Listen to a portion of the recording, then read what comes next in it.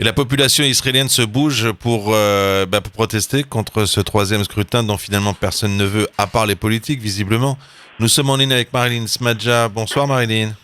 Bonsoir. Marilyn, Bonsoir à tous les auditeurs, Bernard aussi. Bonsoir, vous êtes à Tel Aviv, vous êtes l'une des fondatrices. Allô? Vous êtes à Tel Aviv, vous êtes l'une des fondatrices du mouvement Les Femmes pour la Paix. Et alors là, vous êtes mobilisée entre femmes, mais dans tous les partis, pour exiger qu'il y ait des femmes dans les négociations qui puissent dire aux hommes de baisser un peu les bras, là, d'arrêter de jouer les machos. Et pour une raison étonnante, ça a beaucoup marché. On en a parlé sur les réseaux sociaux, dans la presse, dans les journaux, etc. Qu'est-ce que vous voulez dire aux hommes qu'ils abusent un peu avec leur volonté de montrer je suis plus fort que toi?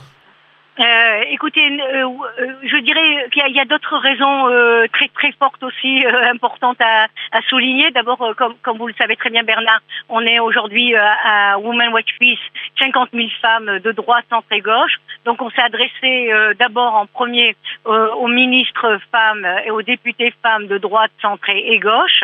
On les a rencontrés, on leur a parlé en coulisses parce que la majorité des choses qui se passent en ce moment pour former le gouvernement, les 85% de ce qui se passait était en coulisses.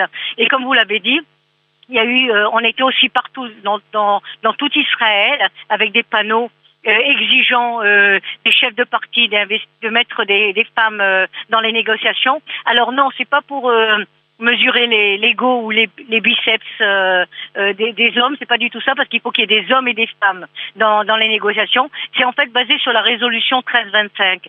Cette résolution, Israël l'a ratifiée, la France aussi d'ailleurs, et plus de 25 pays dans le monde. Elle dit que quand les femmes sont impliquées dans des négociations, là où il y a conflit, où il y a des guerres, etc., ça donne pour effet plus de chances d'obtenir une solution qui est acceptée par tous les côtés, tous les partis, et que cette solution dure sur plus de temps. Maintenant, vous avez très bien souligné, Bernard, au début, que la grande majorité des Israéliens voient comme un désastre le fait de retomber dans des troisièmes élections, qu'on soit de droite, de centre et de gauche. C'est vraiment ce qui est dit en majorité. Et d'ailleurs, je crois qu'il y a beaucoup de politiques aussi de droite, centre et gauche qui sont désespérés à l'idée que la Knesset soit 22 finalement, qui n'a pas travaillé du tout, disparaissent et qu'on ait à nouveau des élections le 2 mars, prévues pour le 2 mars. Et donc, le message, c'est de dire qu'il faut absolument avoir des avis différents et avoir des avis des femmes qui très souvent connaissent mieux en négociation du fait de notre culturel, du fait social, du fait aussi de notre tempérament plus en empathie aussi. Et peut-être moins aussi, comme vous l'avez dit vous-même, en égo. Et donc, ça aurait pu être une clé très importante à la solution. Maintenant, les femmes ont plus bougé. Certaines étaient déjà désespérées, des ministres et des députés. Elles ont dit que c'était trop tard. Et elles n'ont pas eu la force ou le courage. Mais il y en a d'autres qui se sont exprimées même publiquement, y compris par nos réseaux à Women Watch Peace. Et aussi, ce qui est important de dire, Bernard, c'est qu'il y a aussi une opposition des hommes à laisser cette place. Ils ont l'impression qu'ils sont, eux, les spécialistes de la négociation. C'est eux qui s'y connaissent le mieux au niveau de leur parti, au niveau de la sécurité, etc.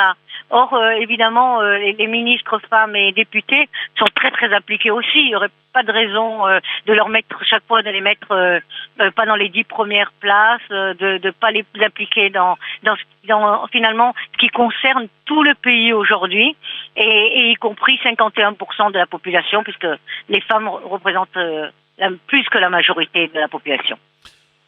Marilyn Smadja, fondatrice du mouvement Les Femmes pour la Paix, je vous remercie pour ces quelques mots. Bonsoir à vous à Tel Aviv. Merci, on espère vraiment le mieux pour l'État d'Israël, parce que on adore ce pays, et vraiment on est sorti à Women Watch Peace avec une profonde conviction et amour pour le pays, qu'il fallait absolument faire quelque chose et pas laisser le pays à la dérive d'élection en élection. Voilà. Merci Bernard, et shalom à tous les auditeurs. Bonsoir. Au revoir.